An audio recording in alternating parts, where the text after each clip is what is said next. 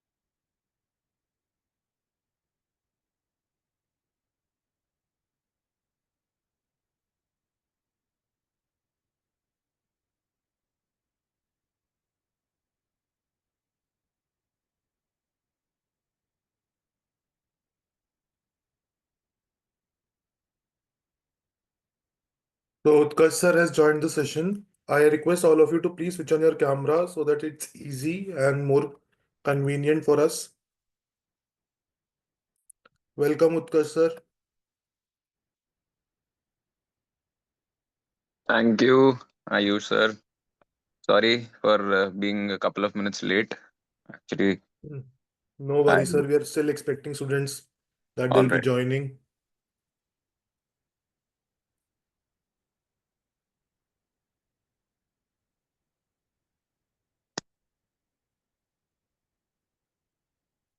So students, please switch on your cameras.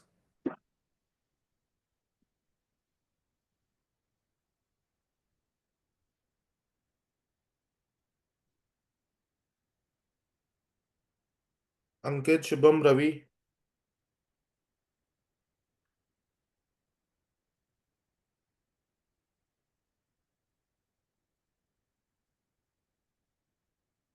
I guess students are more shy in switching their cameras on.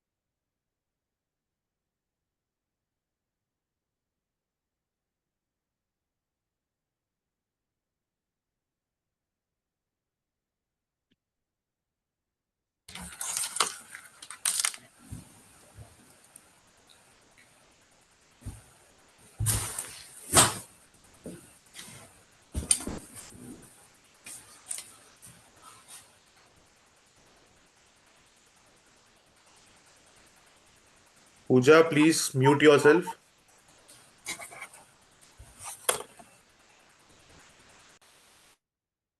Thank you. So guys, it's already 11:05. Let us start with the session and other students will keep joining and the recording of the session would always be available for you to see. So Utkarsh sir, welcome to the session and Thank you. So, Ankit, you can start with all the doubts that you have for the session. Good morning, sir. Good morning.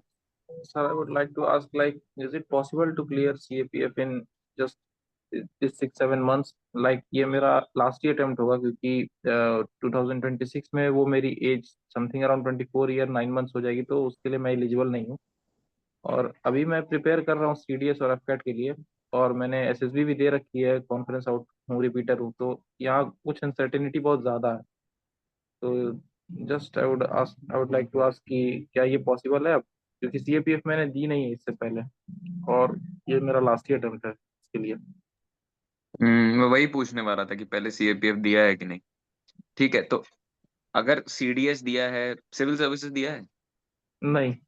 अच्छा, कोई बात नहीं। तो CDS भी क्योंकि UPSC कराता है, तो ब्रॉडली जो पेपर वन है मल्टीपल चॉइस वाला, वो तो प्रीवियस ईयर क्वेश्चंस देखने से आइडिया लग जाता है थोड़ा सा कि क्या पैटर्न रहता है, क्या पूछा जाता है। और उसमें भी लॉजिकल एप्टीट्यूड वगैरह के जो क्वेश्चंस रहते हैं उनको बिल्कुल मिस आउट नहीं करना होता है। ये एक बहुत मतलब बेसिक टेक्निक है, स्पेशली अगर वैकेंसीज ज्यादा हैं। तो ये बस नहीं होना चाहिए कि पेपर वन में स्कोर कट ऑफ के बिलो रह जाए तो पेपर टू चेक ही ना हो। क्योंकि आदमी जो एक्चुअल मार्क्स स्कोर कर सकता है ज्यादा, पेपर वन के लिए सब लोग relatively same similar type preparation रखते हैं, या सब लोगों को वहां पे जो भी कोई सरप्राइज या कुछ मिलना होता है इवन सिविल सर्विसेज में वो सेम मिलता है सबको। लेकिन पेपर टू में जो आदमी स्कोर करता है वो आदमी के खुद के प्रिपरेशन और कॉम्पिटेंस पे होता है। It's not dependent upon luck mostly. तो इसलिए पेपर टू में जाने के लिए पेपर वन में जो श्योर शॉर्ट क्वेश्चन सिटर्स जिनको कहते हैं, इजी क्वेश्चंस, उनको मिस नहीं करना है। तो उसके लिए लॉजिकल एप्टीट्यूड थोड़ा प्रैक्टिस किया जा सकता है। बाकी 6-7 months is more than sufficient. Reason is क्योंकि बेसिक्स सीडीएस में भी आपने किया होगा और उन्हीं चीजों के ऊपर बिल्ड अपॉन करना है। लेकिन सीडीएस और सीएपीएफ में ब्रॉड डिफरेंस ये होता है कि CAPF is a little tougher because साल में एक ही बार होता है एंड वैकेंसीज वेरी कर जाती हैं कई बार। इट्स नॉट नेसेसरी कि सेम नंबर ऑफ वैकेंसीज या ज्यादा आ जाए या जो भी। तो जो स्टैंडर्ड बुक्स हैं और जो करंट अफेयर्स हैं उनके अलावा फोकस करना है कि लॉजिकल एप्टीट्यूड वाले पार्ट में बिल्कुल गलतियां नहीं होनी चाहिए। तो अगर पेपर वन का कट ऑफ क्लियर हो जाता है फिर पेपर टू करना is easier, because then you can prepare, you know what to prepare. Paper one में भी कुछ पता नहीं होता कि ठीक है हम प्रिपेयर कर रहे हैं, हो सकता है ना आए, या हो सकता है उस साल यूपीएससी का मन करे कि इस बार स्पोर्ट्स में से बहुत सारे क्वेश्चंस पूछेंगे। तो ये सब गूगलीज यूपीएससी थ्रो करता रहता है। उस चीज से बस अवेयर रहना है कि वो गलती हमसे ना हो पाए। तो इसलिए पेपर टू के लिए जहां तक बात है कि यू वांट टू नो कि पेपर टू का भी क्या स्ट्रेटजी है, या फिर you just wanted to know whether you can prepare और not, and you easily can, that is the bare minimum answer which I can give. Sir, I want both, like paper two strategy for paper two also, So for paper because two, हाँ, go ahead, tell me the because complete. Time काफी, मतलब वही होता है कि कम हो जाता है, क्योंकि इधर एसएसबी भी है और फिर अदर एग्जाम्स भी है लाइक सीडीएस एफकेट, तो वही टाइम थोड़ा डिवाइड हो जाता है काफी, तो ले डिवाइड देकर। तो हो जाता है। हम्म। लेकिन मेरा जहां तक ओपिनियन है वो ये है कि पेपर टू के लिए आदमी जो भी प्रिपेयर कर रहा है उसको इन जनरल भी हेल्प करेगा, एसएसबी में भी हेल्प करेगा, कोई और आदमी इंटरव्यू दे रहा है उसमें भी हेल्प करेगा, क्योंकि उसमें ग्रामर के ऊपर आपका स्ट्रॉन्गर वो हो जाता है, एम्फेसिस फोकस पकड़ आ जाती है, प्रेसी राइटिंग वगैरह। एसेज आदमी लिखता है तो आदमी की वोकैब एनहांस होती है, तो वो आगे चल के आपको हेल्प करता है। तो मेरा पर्सनल जो मेरा था, मैंने सीएपीएफ 2018 दिया था, और उसमें मेरा पेपर वन में, बिकॉज मैं उस समय थोड़ा अंडर कॉन्फिडेंट हो गया था, मेरा प्रीलिम्स उस साल अनफॉर्चुनेटली नहीं निकला था, उसके एक साल पहले मेरा मेंस जस्ट मिस हुआ था 4 नंबर से, मेंस का कट ऑफ। तो मैं वाज रिलेटिवली कॉन्फिडेंट कि मेरा प्रीलिम्स निकलेगा, लेकिन नहीं निकला था। तो उसके बाद I was very under confident in multiple choice questions. तो बट स्टिल मैंने यही लॉजिकल जो मैं अपनी स्ट्रैटेजी बता रहा था, लॉजिकल एप्टीट्यूड वगैरह पे फोकस किया एंड इट हैपेंड। और पेपर टू में फिर मेरे हाईएस्ट थे ऑल इंडिया। तो इसलिए थे क्योंकि उसमें मुझे, मैंने जो प्रीवियस ईयर क्वेश्चंस थे, और सिर्फ प्रीवियस ईयर सीएपीएफ के नहीं, और भी क्वेश्चंस पेपर्स, इवन जो इंग्लिश का कंपलसरी पेपर आता है मेंस में which is quite similar to CAPF paper two, इन सबको मैंने बहुतों को प्रैक्टिस कर लिया था। It was very easy, it was just like giving another practice paper with a very balanced frame mindset in the exam, and I gave it and I got very good marks, and then interview happened, so it was all in all सब अच्छा हो गया था। Otherwise paper 1 के अगर score पे मेरे जाते तो हो सकता था कि नहीं होता, और that was not because I was not prepared, I didn't know, it was just because उस समय मेरा फ्रेम ऑफ माइंड सही नहीं था मल्टीपल चॉइस को लेके। जैसे आप बता रहे थे अभी कि you have been, this will be your last one, you're a repeater, everything, so I know how that feels. But don't second guess yourself, overthinking करने से ही मेन प्रॉब्लम आती है, चाहे वो पेपर 1 हो, पेपर 2 हो, interview कुछ भी हो। एग्जाम प्रोसेस कोई भी होता है जो इंडिया में होते हैं, जितने भी यूपीएससी कंडक्टेड या अदर बॉडीज कंडक्टेड, जितना आदमी ओवर थिंक करेगा और सेकंड गेस करने लगेगा वो फिर प्रॉब्लम है। अगर प्रिपरेशन की है, इंस्टिंक्ट बोल रहा है, तो लीप ऑफ फेथ लेना पड़ेगा। हो सकता है 5 में से 1 क्वेश्चन गलत हो, 4 सही हो जाए, या 2 क्वेश्चन गलत हो, 3 सही हो, तब भी पॉजिटिव में ही रहता है आदमी। ये चीज याद रखना है।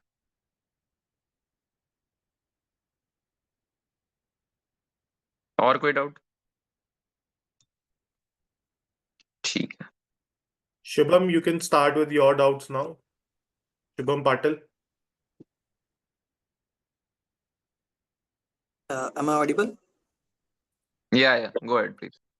Sir, for the paper 2, as you mentioned, like we can also refer to UPSC compulsory English paper. So, are there like many other sources for PYQ? Because I am practicing the previous year of CAPF only, but not getting like that much enhancement in my essay writing and report writing.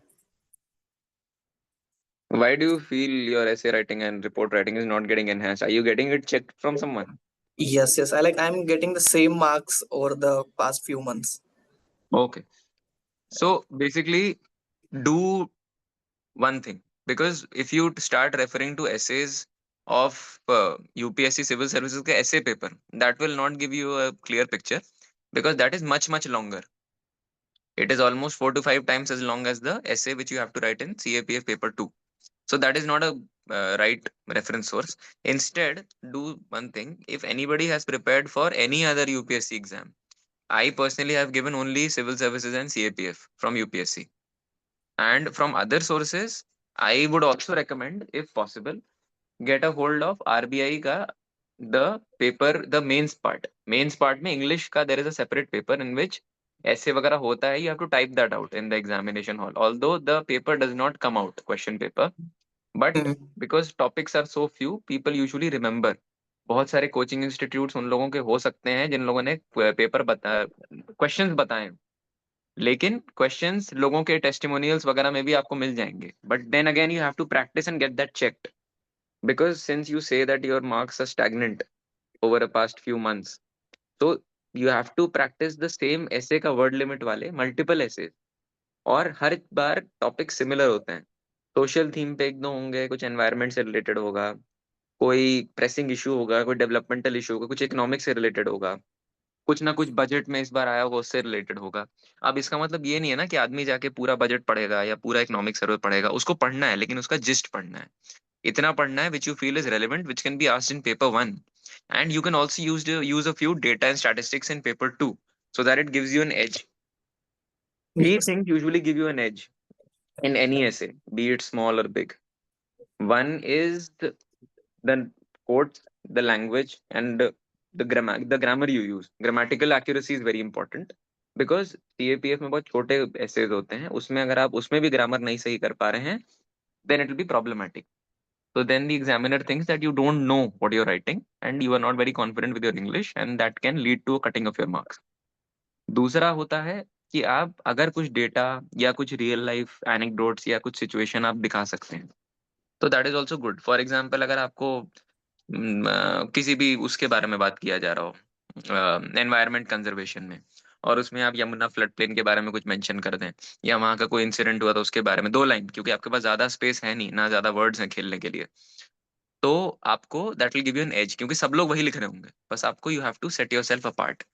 The examiner while reading your answer should feel कि the person has worked. और रही बात, you also had doubt in precis, और I am getting confused regarding that. Report writing. Sorry. Report writing. Report writing. So report writing और ऐसे में ये difference होता है कि report writing is supposed to be very objective. Report writing is supposed to be factual. The language changes. essay में you can use creative liberty to write what you want, because it also involves your own views. Essay is mainly about your views. Report is about giving an objective scenario का depiction in words, that is the difference. So report और एसे को आपको similar तरीके से approach नहीं करना है। लिखने का तरीका, सेंटेंसेस की लेंथ, फ्लावरी लैंग्वेज जिसको कहते हैं। जैसे फॉर एग्जांपल अगर आप इंडियन एक्सप्रेस के ओपिनियंस पढ़ेंगे, हिंदू के एडिटोरियल्स पढ़ेंगे, तो उसमें काफी फ्लावरी लैंग्वेज यूज करते हैं, because the writers have been writing since ages and most of them write as guest columnists उसमें। तो उसकी जो लैंग्वेज है that is not report writing, that is the language of an essay. So you can't emulate that. अगर आपको लगेगा मैं Hindu editorial पढ़ रहा हूँ, मैं इंडियन एक्सप्रेस के ओपिनियंस पढ़ रहा हूँ और उसको मैं रिपोर्ट राइटिंग में डालूंगा क्योंकि पेपर में आ रहा है, तो वो गलत हो जाएगा। आपको एक्चुअल आर्टिकल्स पढ़ने हैं, स्पेशली आप ऑनलाइन आर्टिकल्स जो होते हैं, you guys can download the application called InShorts. Most of you might be having it also, I guess. Yes. तो InShorts में क्या होता है कि एक वो क्रिस्प सा समरी देते हैं 60 वर्ड का, और इसमें if you swipe तो उस आर्टिकल खुल जाता है वो वाला।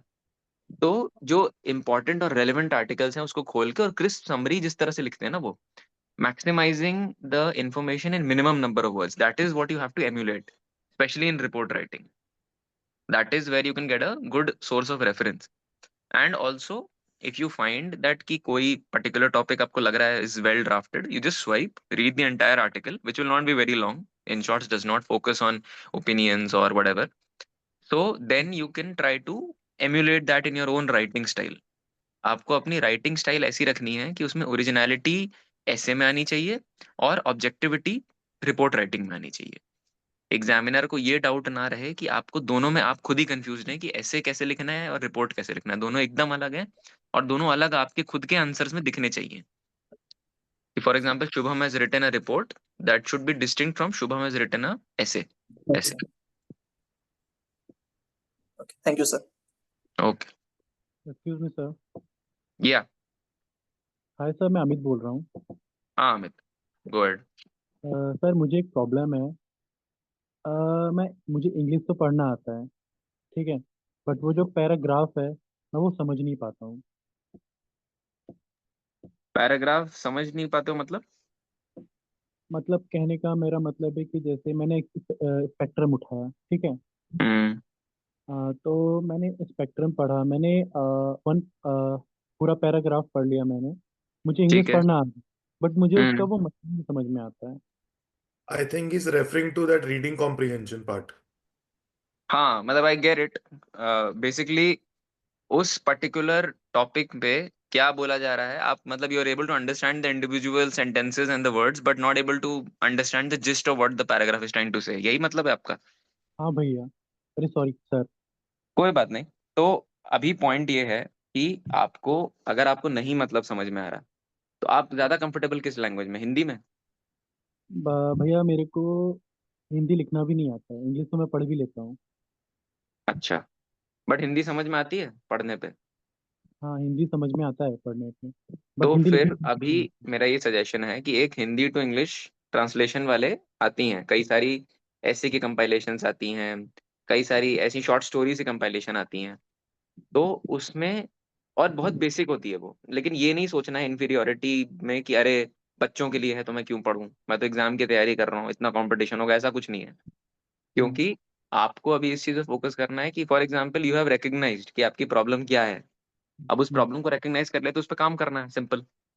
हम्म, तो अभी क्या करना है आपको कि कोई भी शॉर्ट स्टोरी जिसमें हिंदी इंग्लिश का साइड बाय साइड ट्रांसलेशन दिया है, फॉर एग्जाम्पल यूपीएससी का जो पेपर होता है उसमें हम्म, आप कभी भी देखेंगे तो यहाँ लेफ्ट में इंग्लिश लिखा होता है, राइट में हिंदी, जो मल्टीपल चॉइस वाले पेपर्स होते हैं। हाँ, तो उसमें उन लोगों को एग्जैक्ट मीनिंग को इंटैक्ट रखना होता है। मीनिंग बदल जाएगा तो क्वेश्चन बदल जाएगा, और क्वेश्चन बदल जाएगा तो कंट्रोवर्सी हो जाएगी। वो हम्म, यूपीएससी नहीं चाहता, कंट्रोवर्सी हम्म, हमेशा अवॉइड करता है। तो इवन यूपीएससी के जो पुराने पेपर्स हैं, सिर्फ मतलब स्टोरीज या उस चीज से नहीं पता चलता है। कोई भी यूपीएससी के पेपर का फिजिकल कॉपी या फिर जो यूपीएससी पीडीएफ अपलोड करता है पेपर का, उसको पढ़ना है, उसका इंग्लिश और हिंदी को, तो समझ में फिर धीरे धीरे आने लगेगा। जितना हो सकता है बस पढ़ना है और समझने की कोशिश करनी है कि जो हिंदी में लिखा है उसको जब मैं इंग्लिश में पढ़ रहा हूँ, बिकॉज इंग्लिश तो आप पढ़ लेते हैं, हम्म, लेकिन आपको वही मीनिंग समझ में आ रहा है जो हिंदी में आपको समझ में आ रहा था इंग्लिश का? नहीं तो कौन से ऐसे वर्ड्स हैं, धीरे धीरे आपका वर्ड बैंक बढ़ता चला जाएगा। और ये चीज आपको दिन भर में एज एन एक्टिविटी करना है, 1 घंटे करना है, 2 घंटे करना है। क्योंकि आपका मेन फोकस इस पे, अगर आपको क्वेश्चन नहीं समझ में आया या क्या लिखा है कॉम्प्रिहेंशन, या मान लीजिए ऐसे का टॉपिक, और आपका जो खुद का लिखा हुआ है, आप मान लीजिए इंग्लिश में लिख भी दिया और आपको समझ में नहीं आया, तो फिर तो बड़ी प्रॉब्लम हो जाएगी। नहीं नहीं, आपको खुद आप तो समझना है। भैया बताइए। आप मेरी बात नहीं समझे, सॉरी मैंने आपको इंटरप्ट किया। कोई मेरा बात नहीं। मेरा कहने का मतलब है कि जैसे हम लोग जैसे पढ़ते हैं, जैसे मैं सीबीएसई हम्म। बोर्ड से पढ़ा हूँ, फिर मैंने बीच में अच्छा खासा ठीक ठाक 3-4 इयर्स गैप किया मैंने स्टडीज को लेके अपने। ओके। अब मैं पढ़ता हूँ तो मुझे चीज़ें समझ में नहीं आती। मतलब इवन मैथ, मेरा मैथ बहुत ज़्यादा वीक है। आई एम जस्ट ओके। मतलब मैं मेरे मैथ में ट्वेल्थ में, सॉरी मैं 10th में मेरे 33 कुछ परसेंट आए थे। मेरे मैथ में पास नाम का है वैसा था मेरा। तो ओके। ये सारे जो सब्जेक्ट्स हैं वो वीक हैं। तो अभी मैं पढ़ता हूँ तो मुझे चीज़ें समझ में नहीं आता, तो मैं बहुत ज़्यादा पैनिक करता हूँ कि मुझे समझ में क्यों नहीं आ रहा हम्म। तो पहली बात तो पैनिक करने से कुछ होगा नहीं अचीव, क्योंकि पैनिक करने से और जो माइंड में चीजें हैं वो आपको जम्बल्ड अप हो जाएंगी। You will not be able to focus कि क्या एग्जैक्टली आप पढ़ रहे हैं। दिमाग में वही चलता रहेगा कि मुझे तो ये समझ में आएगा ही नहीं। तो वो सेल्फ है। सर्विंग एक बायस बन जाता है। मतलब आप एक विशियस लूप में फंस जाते हैं कि आप पढ़ने जाते हैं लेकिन आपको लगता है पहले से कि मुझे समझ में तो आएगा नहीं, तो आप समझ वैसे भी नहीं पाते। तो ऐसा वो होता है नहीं मेरे। करना। अपने ऊपर कॉन्फिडेंस रखना है सबसे पहली बात तो, कि ठीक है, गैप मिला, जो भी हुआ, जो भी आपके सर्कमस्टांसेस थे, उसके बाद you have to bounce back. अभी कुछ तो आपको वापस करना ही है ना। तो हम्म, आपको इस चीज पे फोकस करना है, आपको इस चीज पे फोकस करना है कि आपका शॉर्ट कमिंग्स कहाँ है। अगर आपको मान लीजिए मैथ्स नहीं समझ में आ रहा, आपको इंग्लिश जो आप पढ़ रहे हैं वो नहीं समझ में आ रहा, तो आपको स्पेसिफिकली एकदम बेसिक्स पे चले जाइए। आपको जो एकदम जूनियर क्लासेस में पढ़ाया जाता था उससे स्टार्ट कीजिए। कोई भी किसी को भी जूनियर क्लास से सीनियर क्लास में एस्केलेशन चीजों का इसीलिए पढ़ाया जाता है क्योंकि उसको जूनियर क्लास में कुछ नहीं आता, उसको नहीं समझ में आता। हो सकता हम्म, है कि आप 3-4 साल गैप लिए तो उसकी वजह से आपका जो आपके नॉलेज आपने उस समय गेन की थी गैप लेने से पहले, वो आपका चली गई, आपको नहीं याद रहा, या वो हम्म। सब आप अभी उस तरह से प्रोसेस नहीं कर पा रहे जैसे आप 3-4 साल पहले कर पा रहे थे। हाँ, तो तो आपको इस चीज पे फोकस करना है। हाँ। अभी मैं जैसे मैं 24 का हो गया हूँ। ठीक। हम्म। तो मुझे अब डर लगता है कि अगर मैंने अपनी लाइफ के 2 साल दे दिया, अगर नहीं हुआ तो फिर मैं अपनी लाइफ में क्या करूंगा, बिकॉज मेरे पास प्लान भी कुछ भी नहीं है। ऐसा इसलिए भी कुछ नहीं।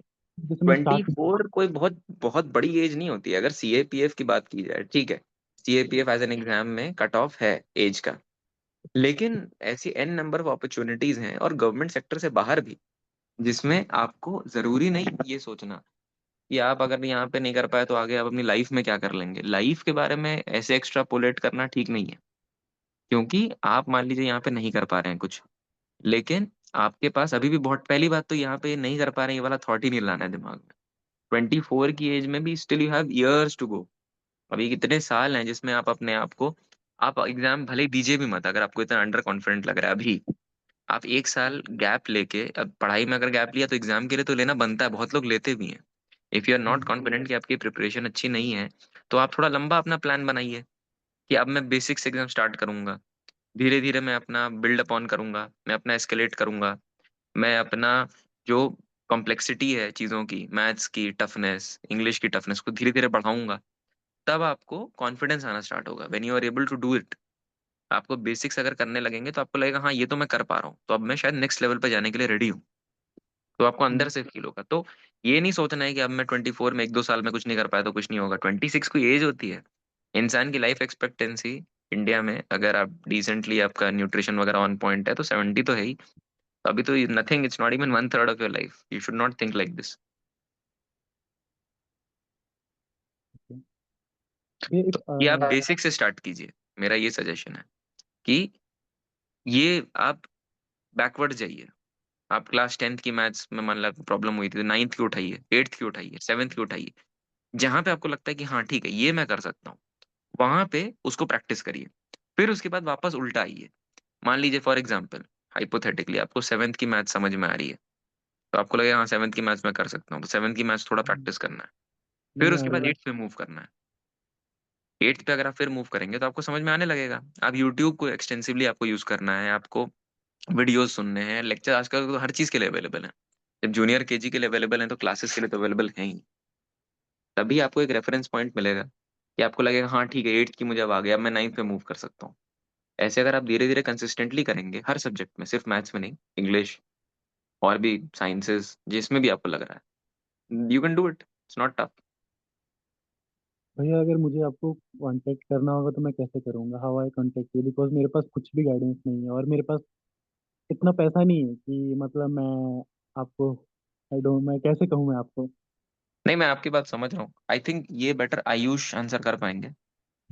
इसको मैं आंसर शायद अभी इस प्लेटफॉर्म पे तो नहीं कर पाऊंगा। हमने एक डेडिकेटेड ग्रुप बनाया हुआ है व्हाट्सएप पे। तो व्हाट आई विल डू कि मैं जो भी अगर किसी बच्चे को स्पेसिफिकली डाउट्स आया करेंगे तो I forward those doubts to you sir, और आप फिर उसका reply, that way we can do it. Done done. मतलब मैं तो I am, if anybody needs help or anybody wants assistance, any specific doubts, queries, etc., I can guide and help, मुझे कोई problem नहीं है। बट हाँ, that process will need to be followed, क्योंकि मैं फिर इंडिपेंडेंटली ऐसे नहीं बोल सकता। ठीक है अमित, तो don't worry for that. Next, Yash. Yash ने अभी मैसेज किया था ग्रुप पे। Yash Pratap, if he is Ayush sir, there. Ayush sir. Yes Amit.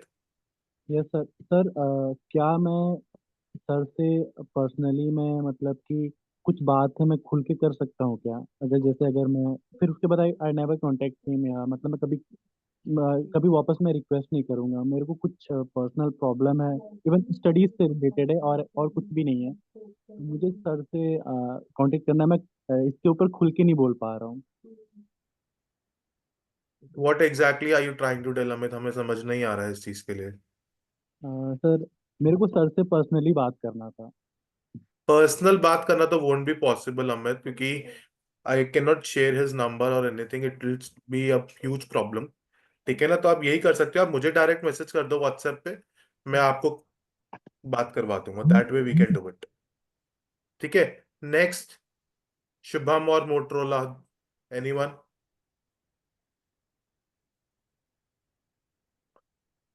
किसी ने चैट पे मैसेज किया सर, मनोज ने, sir I qualified for PCM mains but I don't know how to write essay properly. ये कौन सा पीसीएस है? UP? Manoj, which PCS you're talking about here? Which Karnataka, sir? अच्छा, Karnataka. So basically if you don't know how to write an essay, so when is the exam? Manoj, if you can hear me. Karnataka next month 29, क्या इनका? अच्छा, I think there might be something wrong with his microphone. Okay, so next month 29th is still quite a timeline away. अभी मेरा आपको ये suggestion है कि if you don't know how to write an essay, so first of all you have to decide, I mean, are you going to write your you're talking about the compulsory essay paper, or you're going to write in Kannada? I'm not able to understand that, so just clarify regarding that also. Is this the English essay you're talking about?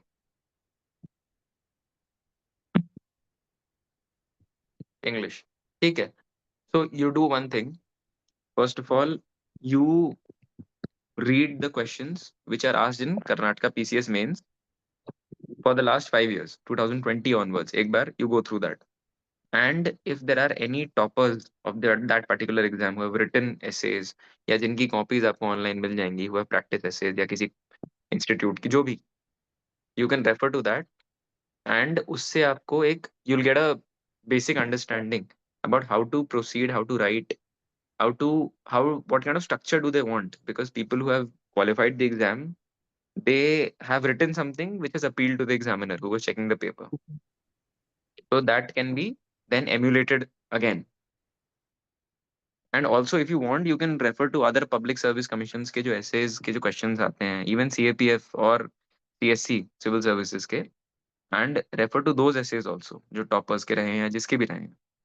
If you refer to that, it'll give you a very good basis about how to go ahead about this.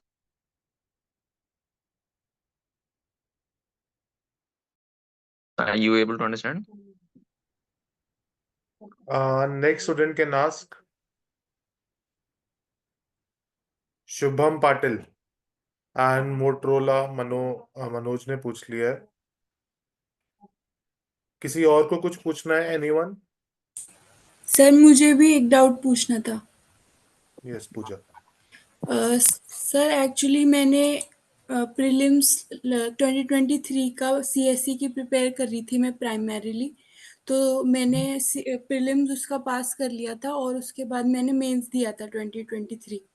उसमें मतलब everything GS was fine, but उसके बाद में मेरा optional was वो सही नहीं हो पाया था क्योंकि मैथमेटिक्स था, मैं उसको मैनेज नहीं कर पाई थी जीएस के साथ।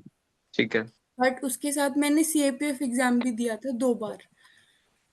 सर मुझे ऐसा लगा था कि my paper 2 was good, but पता नहीं मेरा हो ही नहीं पाया दोनों बार। मुझे समझ भी नहीं आया कि क्यों नहीं हो पाया, क्योंकि मेरे हिसाब से तो मतलब ठीक लगा था मुझे एवरीथिंग, ऐसे और सारी चीज़ें मैंने अपने हिसाब से सही लगी थी। मतलब प्रिपेयर मैंने क्योंकि सीएससी के लेवल से प्रिपेयर किया था, तो CAPF was not that difficult, तो मैंने कर लिया था। बट मुझे समझ नहीं आ रहा कि अब मैं इसमें इम्प्रूव कहाँ पे करूँ, क्या करना चाहिए मेरे को।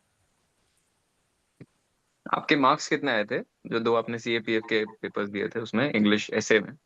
ऐसे सर छोड़िए, पेपर 2 उसमें में। मुझे ऐसा लगता है कि मेरा पेपर 2 जो था वो चेक ही नहीं हो पाया। ऐसा होता है ना, इसमें पेपर 1 आपका शायद क्लियर नहीं होता तो पेपर 2 चेक नहीं होता। तो फिर आपका पेपर 2 हो सकता है जेन्युइनली सही गया हो और आपने अच्छे से लिखा भी हो, बट आपका पेपर 1 में कट ऑफ नहीं क्लियर हुआ। और आपने, क्योंकि जैसे आप कह रही हैं कि आपने 2023 में प्रीलिम्स क्लियर किया था, तो क्लियरिंग सीएपीएफ का paper 1 should not be that tough for you. I mean both exams are separate और दोनों का अपने अपने रिक्वायरमेंट्स होते हैं। But at the same time आपको इस चीज पे फोकस नहीं करना। आप जो पेपर 2 के लिए तैयारी कर रही थी उस पर भरोसा रखिए और उसी के साथ आगे बढ़िए।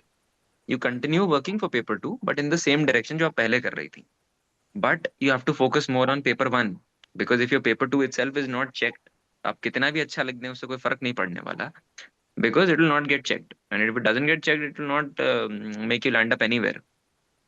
तो ओके आपको पेपर 1 पे फोकस करना है। आपका कितने से कट ऑफ मिस हुआ था पेपर 1 का? सर थोड़ा ही हुआ था, मतलब तो कुछ मार्क्स ही थे, थ्री तो फोर आप मार्क्स। फोकस करिए कि लॉजिकल रीजनिंग के जो 25 क्वेश्चंस अप्रोक्सीमेटली आते हैं, हाँ जी। 15 20 25 क्वेश्चंस वेरी करता है, उनको आप मतलब एकदम 100% श्योरिटी से आप क्रैक कर पाए। उसके लिए आप प्रैक्टिस कैसे कर सकती हैं कि जो सीसैट के पेपर्स होते हैं प्रीलिम्स के, सिविल सर्विसेज के प्रीलिम्स के, उसका भी लेवल आजकल अच्छा खासा हो गया है and similar questions come in CAPF paper 1। CSAT के मार्क्स काउंट नहीं होते लेकिन सीएपीएफ में ये मार्क्स काउंट होते हैं towards the cut off.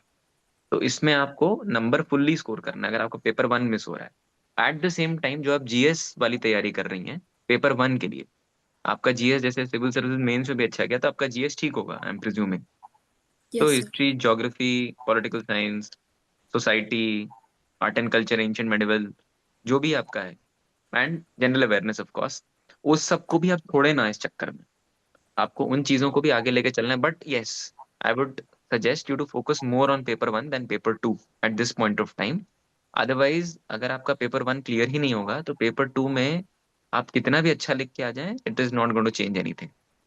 Sir तो सीएससी और इसके साथ जैसे अगर मैं साथ साथ प्रिपेयर करूं इस बार के अटेम्प्ट के लिए, तो मतलब किस तरीके से मुझे मैनेज करना चाहिए टाइम को। आपको बेसिक देखिए, मैं बताता हूँ आपको, मैंने सीएपीएफ के लिए अलग से तैयारी सीएससी के साथ बस इतनी की थी कि मैं इसमें इन लोग का जो ऐसे प्रेसी राइटिंग और जो और चीजें होती थी उन पे थोड़ा फोकस करता था। बाकी इंटीग्रेटेड अप्रोच ही रखना पड़ेगा क्योंकि दोनों में आपको ज्योग्राफी, हिस्ट्री, पॉलिटिकल साइंस सब पूछने ही वाले हैं और सेम ऑर्गेनाइजेशन कंडक्ट करा रही है यूपीएससी, तो क्वेश्चंस भी सिमिलर ही आएंगे। यस तो सर। आपको उसमें तो ज्यादा नहीं सोचना कि ये मैं सीएपीएफ के लिए पढ़ रही हूँ, ये मैं सीएससी के लिए पढ़ रही हूँ। आपको, मैं आपको पेपर वाइज बता देता हूँ। पेपर 1 में आपको जो एडिशनल चीज पढ़नी है सीएपीएफ के लिए, जो आप सीएससी में नहीं पढ़ेंगी, वो है लॉजिकल एप्टीट्यूड। लेकिन वो आपके सीएससी के सीसैट में भी कवर होता है। यस तो सर। एज सच पेपर 1 के लिए कोई डिफरेंस नहीं है। लेकिन आपने क्योंकि सीएससी में क्लियर प्रीलिम्स क्लियर किया हुआ है तो आप इसमें भी कर सकती हैं। Just be yes. Confident and do that. Prepare well, specially logical aptitude. I am stressing on it because मैंने यही तरीका अपनाया था अपनी खुद की प्रिपरेशन में एंड दैट हेल्प मी। और ओके सर। दूसरा, कि for paper 2 you continue doing what you have been doing in general essay writing, precis, इनका format, report writing, sir paper 2 comprehension? में एक बार जब मैंने दिया था तो मेरा पेपर में ऐसे ही छूट गया था first time, but second time I was able to complete the paper.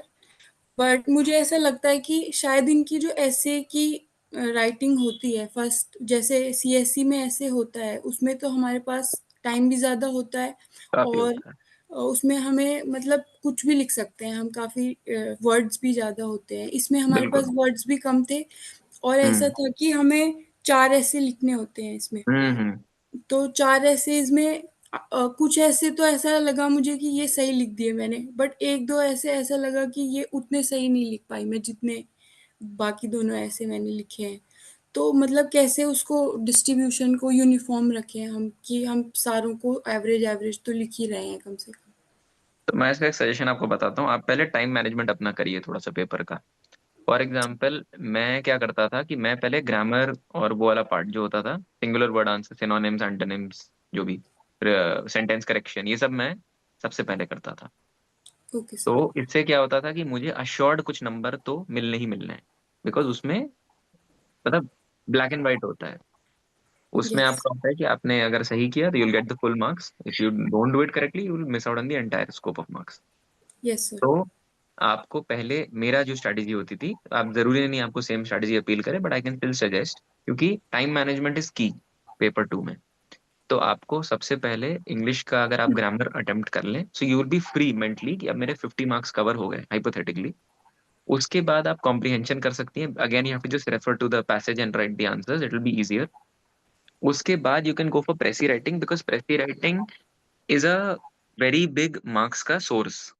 प्रेसी writing में एफर्ट उतना लगता नहीं है। मेरा जो टेक्निक रहती थी प्रेसी राइटिंग की, वो मैं आप लोगों को बता सकता हूँ कि उसमें रफ में कैसे बनाता था, उसको थोड़ा डिटेल में बताना पड़ेगा, सो अभी that will take too much time, but I am just giving you a broad gist. उसके बाद फिर आप you can then go for the essay towards the end, and you will know कि अब मेरे पास 1 आवर है, मैं 15 मिनट है मेरे पास हर एक ऐसे को लिखने के लिए। You can divide your time accordingly, don't give more than the specified amount of time for each ऐसे। तो आपका कोई भी ऐसे लैग नहीं करेगा। और आपको लगता है कि आप किसी पर्टिकुलर ऐसे में अच्छा कर सकते हैं, आपको ऑलरेडी सारा कंटेंट आपके दिमाग में फॉर्म हो रहा है, तो रफ में उसको मत बनाइए, क्योंकि ये सिविल सर्विसेज नहीं है।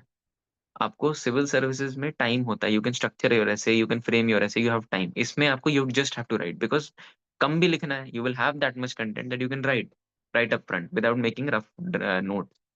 तो आपका पेपर छूटना नहीं चाहिए। If you miss out on an entire essay, आप 3 ही लिख पाई 4 की जगह, तो आपका एक बहुत बड़ा चंक ऑफ मार्क्स चला गया। उन 3 को अच्छा लिखने के चक्कर में आपका चौथा क्वेश्चन भी चला गया। मेंस में यही कहा जाता है ना हमेशा, कि कोशिश करो कि 20 के 20 क्वेश्चन अटेम्प्ट कर लो, क्योंकि एक पूरा क्वेश्चन छोड़ने से आपके जो मार्क्स जा रहे हैं वो आप किसी दूसरे क्वेश्चन को कितना ही अच्छा लिख दें, 1 या 1.5 मार्क्स बढ़ेंगे। लेकिन आप ये इस क्वेश्चन में बहुत ही एवरेज भी लिखें, लेकिन आप उस क्वेश्चन को अटेम्प्ट कर रहे हैं, तो आपके 4-5 नंबर बढ़ते हैं, विच is a difference of 3 to 4 times the number of marks. You always have to prioritize completing the paper rather than writing something एकदम beautifully. That is not the aim. तो आप रिवर्स ऑर्डर में अगर करेंगी, if you start off with the essay, you might end up missing a few things, या if you start off with something else. Keep the essay towards the end, and जो भी आपका time बचा हो towards the end, divide that by 4. उतना ही time आप देंगे हर essay में, चाहे वो कितना ही कम क्यों ना हो। क्वालिटी कॉम्प्रोमाइज नहीं होगी अगर हम लास्ट में ऐसे लिखेंगे तो?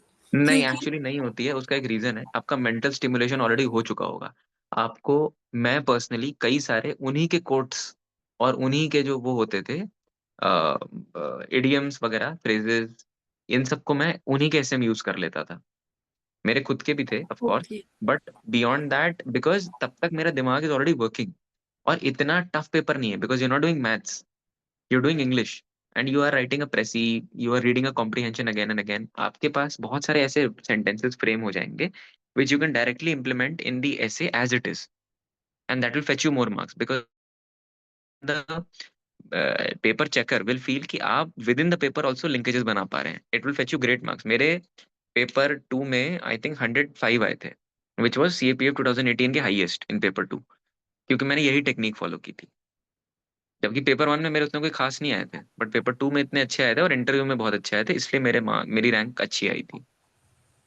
Okay sir, thank you. Welcome. Excuse me. Utkarsh sir, एक बच्चे ने मैसेज किया है, उसका डाउट ये है कि उसने अभी सीआईएसएफ में एज अ कांस्टेबल ज्वाइन किया है और उसकी ओके, ट्रेनिंग खत्म हुई है और उसने अभी यूनिट ज्वाइन की है, तो वो दोनों को साथ साथ कैसे मैनेज करे? उसके पास 2 अटेम्प्ट है सीएपीएफ असिस्टेंट कमांडेंट के। ठीक है, ये तो मैं अच्छे से कर भी सकता हूँ बिकॉज मैंने इनफॉर्मली अपने खुद के यूनिट में आई वाज मतलब I still am posted in Visakhapatnam steel plant which is a unit which has a strength of 1300 people.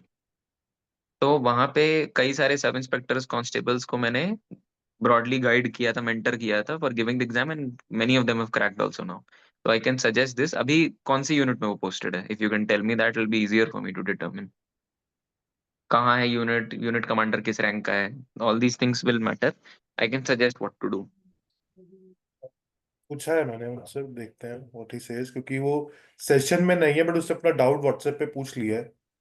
ठीक है, नो इश्यूज। वो जब भी बताएगा कि I can answer that, not an issue, and he ठीक। Can refer to this video later on NTPC में, YouTube. NTPC, NTPC कौन सा? बहुत सारे हम लोग एनटीपीसी यूनिट्स हैं। BARH। एनटीपीसी बाढ़ में है। हम्म। मैं वहाँ के यूनिट कमांडर को अच्छे से जानता हूँ, Mayank Bhate sir, NTC, is couple of batches senior to me. तो I think NTPC Barh is in Bihar, if I am not wrong, maybe. तो basically I suggest something to him. He will have, first of all, he can request, go directly to the unit commander and request him, DC sir. मैं भी उनको एक बार बोल दूंगा अगर ऐसा कुछ चाहिए हो तो। एंड उनको बोलना है कि sir I wanted to prepare, तो आप मुझे कोई सी टेम्पररी असाइनमेंट पे ना भेजें, या तो if he feels temporary assignment पे ही कैन मैनेज, तो he can go on a temporary assignment and prepare their. दोनों में से एक साइड पे लोग लैंड अप करते हैं, यूनिट में जो पढ़ना चाहते हैं और जो टीडी पे रह के पढ़ना चाहते हैं। Temporary assignments are elections, internal security, law and order duties और ये सब। इन सब में जाके ही कैन प्रिपेयर, क्योंकि वहां पे बहुत ही एक फिक्स्ड काम होता है, ज्यादा कुछ नहीं होता। यूनिट वो लेवल कह पे रहा है और भी सर बहुत मैं सारी फायर चीजें। में हूँ। फायर में? तो फायर में तो बहुत ईजी है, फायर में कोई टीडी वगैरह लगना नहीं है। या तो 8 घंटे या 12 घंटे उसको काम करना होगा। तो उसमें ही can easily take out time to prepare. उसका फोकस होना चाहिए कि अपना जाए, अपना काम करे, जो भी उसकी स्कोप ऑफ ड्यूटीज है, he should not compromise with that because he has trained and the government expects him for him to do something. ठीक है, हाँ मैं कर लूंगा।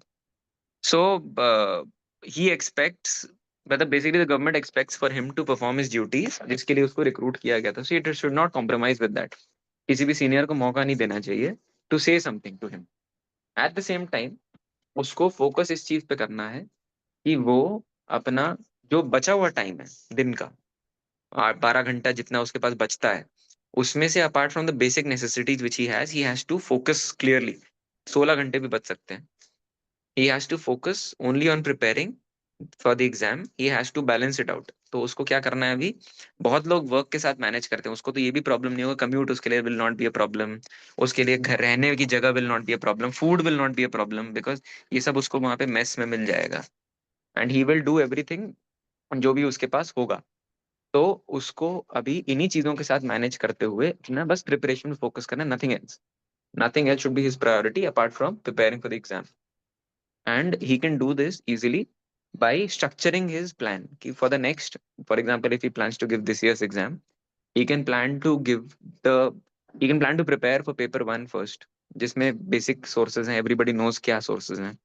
उसमें अगर आप उनको प्रिपेयर कर लें and then you go head for paper 2, जिसमें अभी we have discuss quite a bit regarding that. तो उसमें it will become easier for him to structure the entire approach. He has to basically remember the fact that the government will take care of all of his needs. He just needs to prepare for the exam and do his duty. That's it, 2 things। उसको ये stress नहीं लेना है कि मैं अभी जाऊंगा तो मेरा ट्रैवल कैसे करूंगा, मैं खाना मेरा कौन बनाएगा, मैं रहूंगा कहाँ पे। जो एस्पिरेंट्स फेस करते हैं उसका ये सब प्रॉब्लम्स ऑलरेडी सॉर्टेड है। तो उसको ये चीज अगर वो सोचेगा तो उसको एक पॉजिटिव माइंडसेट और एक अप्रोच मिलेगा फॉर गिविंग द एग्जाम।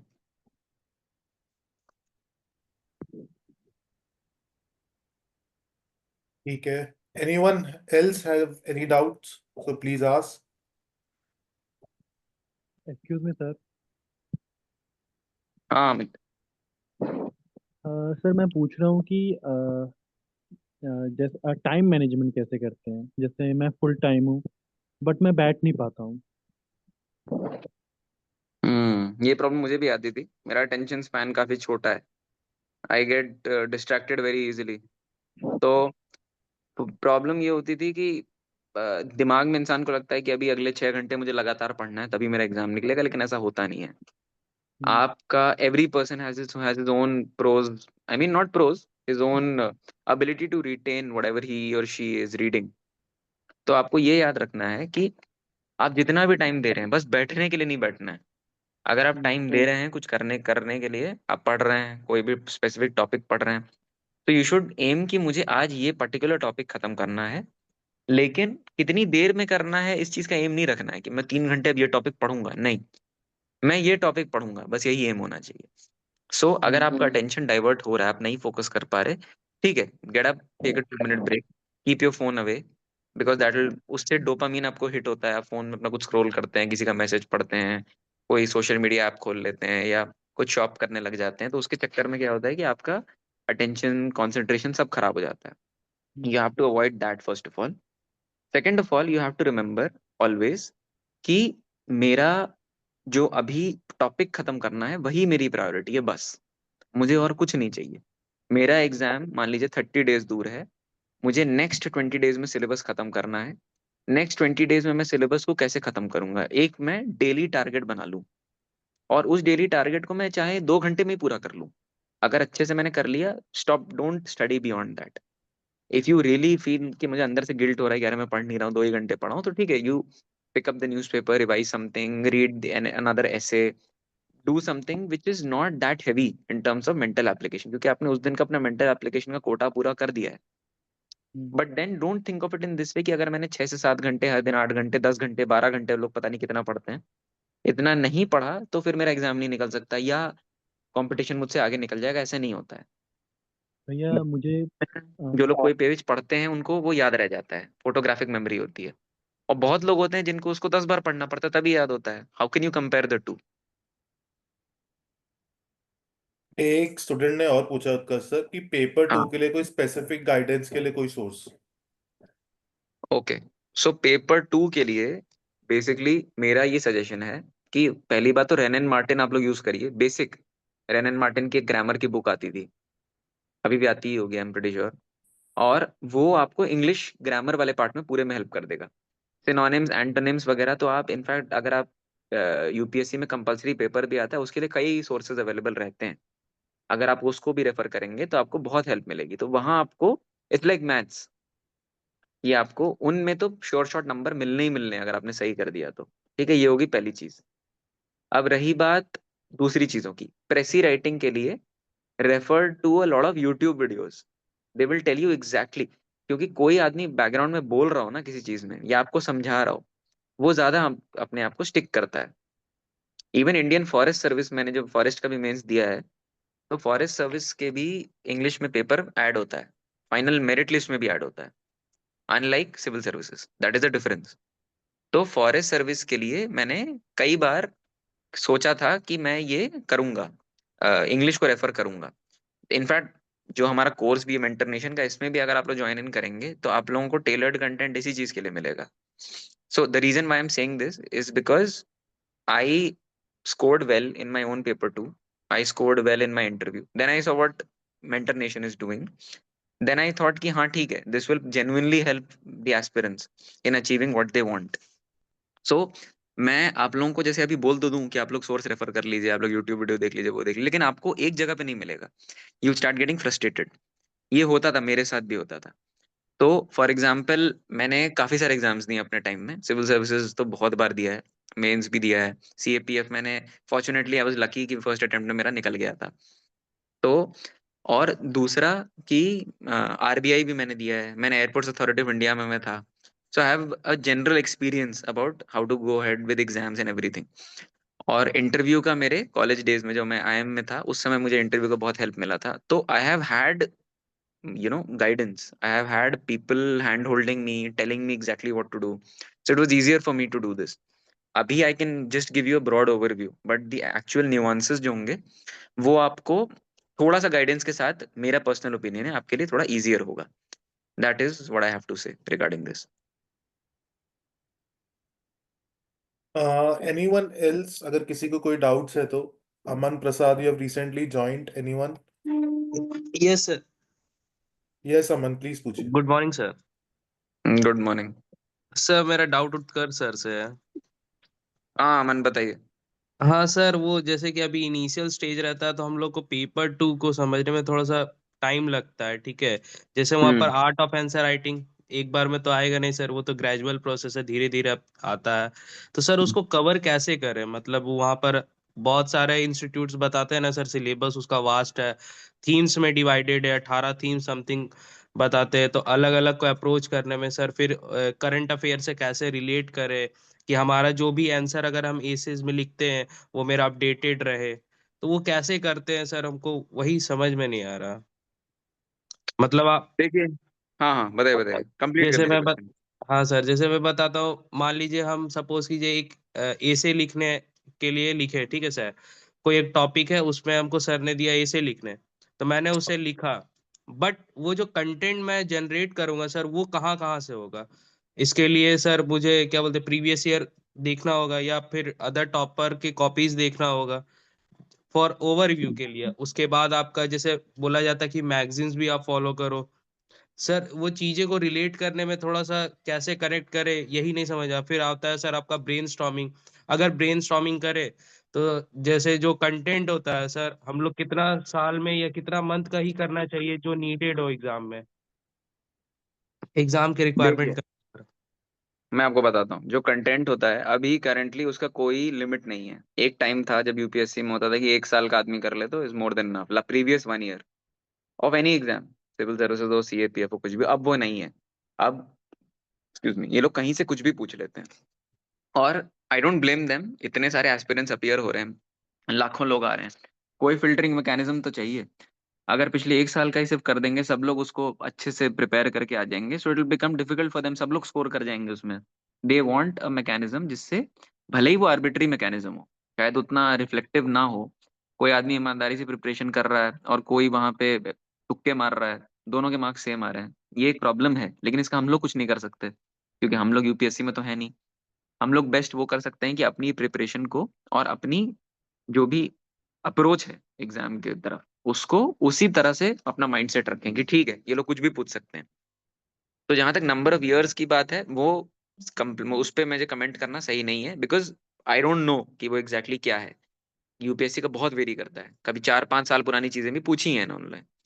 तो अभी आपको फोकस इस चीज पे करना है. फॉर एग्जाम्पल कंटेंट जनरेशन की आपने बात की कि आपको प्रीवियस ईयर कॉपीज और ये तो आपको जब आप पढ़ेंगे यूल गेट अ फील कि ये लोग किस किस चीज को लिंक कर रहे हैं.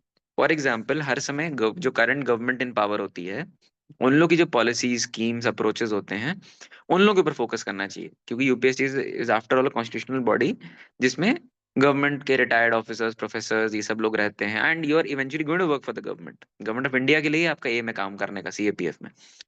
तो इसमें आपको याद रखना है कि आपको करंट स्कीम भले ही 2014 की हो, लेकिन अगर वो रेलिवेंट लग रही है, for example doubling of farmers income.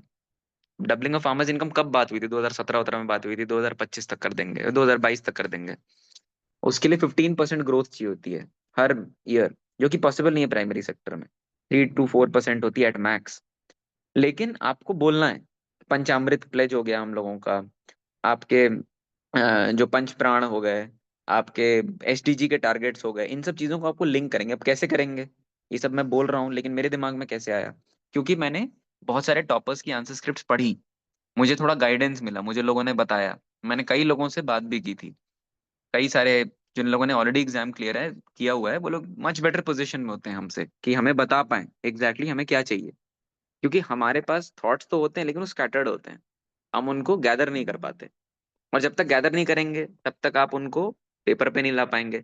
जब तक पेपर पे नहीं ला पाएंगे तब तक एग्जाम में आपके मार्क्स नहीं आएंगे. Unfortunately exam is just a reflection of what you right on paper. हो सकता है आपके दिमाग में बहुत अच्छे थॉट्स हों, you are significantly better than other people, but आपने उसको पेपर पे लाया नहीं, एग्जामिनर को वो पता नहीं, आपको नंबर नहीं मिलेंगे, you will not be selected. It's a very brutal process, it's a very harsh process, but at the same time if you continue listening to what your the person who's guiding you or you continue following the resources which are tailored for that particular domain, तो आपको फायदा होगा and you will be able to crack it because you will slowly gain confidence and it is all about confidence.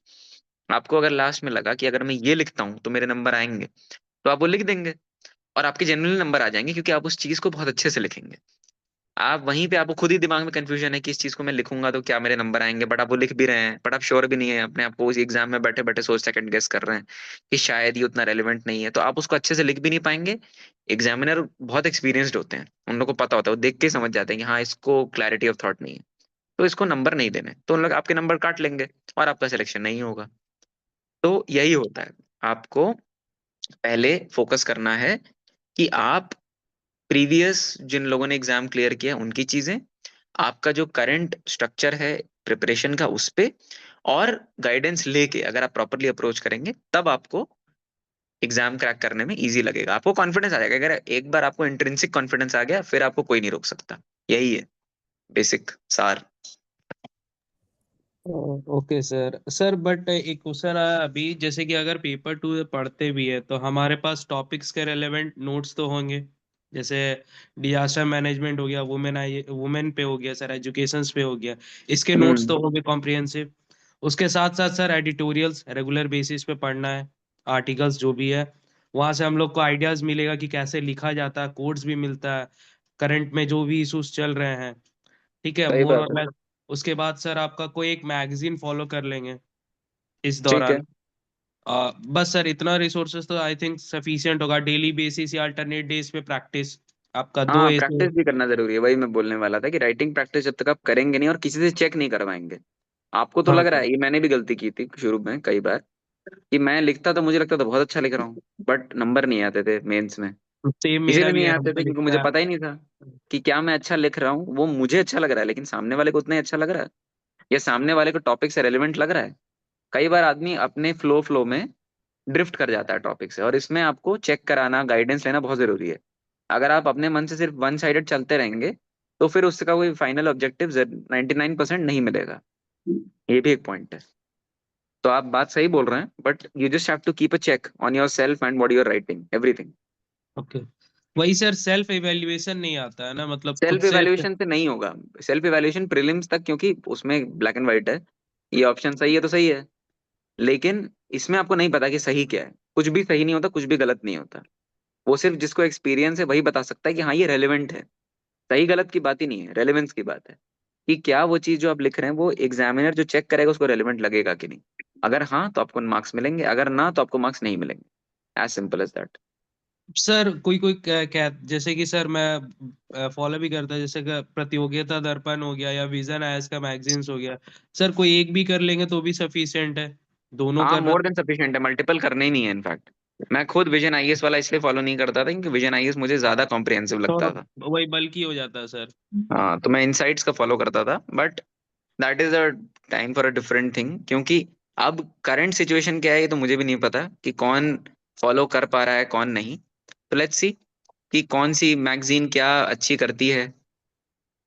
Exactly उस पर comment मैं कर भी नहीं सकता because I am not now in the preparation phase, I am only in the guidance and mentoring phase, so I can suggest and I can tell the broad direction. बाकी I have to सी, हर इंसान को भी अलग चीजें suit करती है। For example किसी और को एक्स सूट कर सकता है और आपको हो सकता है एक्स ना सूट करे, वाई सूट करे सेम एग्जाम के लिए, वो भी होता है। वो यस देखना पड़ेगा कि इंसान का एप्टीट्यूड और इंसान का थॉट प्रोसेस क्या है। Sir. Okay sir, that's all for my side. Okay Aman. Okay, I guess सबके डाउट्स हो गए हैं। I don't think anyone else having any doubts. So yes, so thank you so much Utkarsh sir for taking out time from your busy thank schedule. You sir. Okay then, thank you everyone for joining in. I hope Thank आपको you, ये sir. session सही। Thank you okay. Sir. Thank you thank Utkarsh sir for joining in. Thank you. You sir, thank you everyone. Bye.